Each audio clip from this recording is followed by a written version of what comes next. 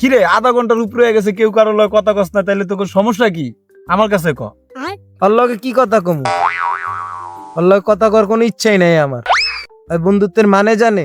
ওই আমার বন্ধু আর যোগ্যই না। কি হইছে কবি তো আমারে। তাইলে হন, আর 500 টাকা হারান গেছে, ওই আমার উপরে দোষ দিতাছে। কি কস? হ ভাই, ওই বন্ধু বান্ধবের ভিতরে সন্দেহ ঢুকাইতাছে। ওই বন্ধু আর কোনো যোগ্য আমার? হ্যাঁ বন্ধু, এটা কিন্তু ঠিক না। আরে ভাই, এটা তো কিছুই না। ও আমার প্যান্টের পকেটের ভিতরে হাত দিয়ে চেক করে আমি ওর টাকা নিছি নাকি। সি সি সি বন্ধু, তোরে দিয়ে এটা আশা করি নাই।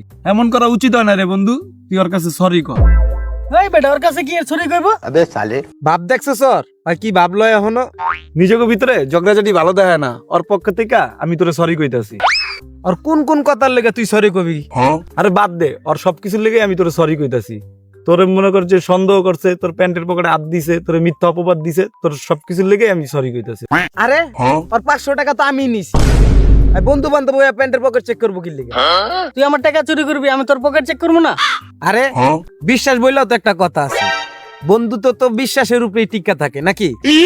বিশ্বাস যদি না করতে পারলি কিসের বন্ধুত্ব? কিসের বিশ্বাস করবো? আমার 500 টাকা আছে না, তাহলে আমি চেক করবো না? এত বড় হয়ে গেল 500 টাকা ওর কাছে। তুই যা এখন এনতে। আমি আগে আইছি, তুই যা হেনতে। তাহলে 500 টাকা দে। দেখ আবার ওই কথা। ওই কথা মানে তাহলে 500 টাকা দিবি না? চার লগে কোনো বন্ধুত্ব নাই, তারে আবার কিসের টাকা দিব?